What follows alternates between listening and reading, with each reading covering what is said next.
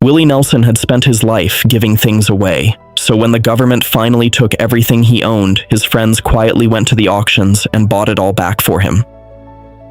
November 9th, 1990. Federal agents fanned out across 6 states with orders to seize the entire estate of one of America's most beloved musicians. The IRS said he owed $32 million. He didn't have $30,000. He hadn't stolen a dime. An accounting firm he had trusted had put his money into tax shelters that were later ruled illegal. By the end of that day, the government had his recording studio, his ranch, his homes, his golf course, the gold records off the wall. Everything. Almost everything. A week earlier, sensing the negotiations were about to collapse, Willie had asked his oldest daughter Lana to do one thing: get the guitar out of the studio. The guitar's name was Trigger.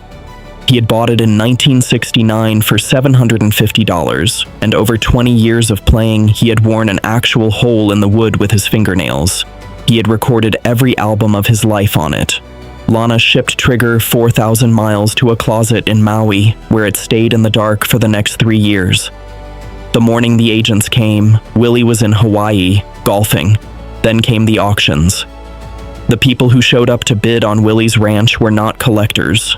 They were small Texas farmers, the same farmers Willie had spent the last 5 years raising money for through Farm Aid. They pooled their money. They bid low. They won.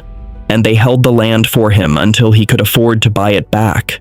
Across the other auctions, the same thing kept happening. Friends and fans showed up with lowball bids, pieces of his life, quietly bought back by people who had no intention of keeping any of it. Meanwhile, Willie sat down with the one instrument the government had never found and recorded an album. Just him and the old guitar. He sold it by mail order. It put $3.6 million toward the debt. By 1993, it was settled.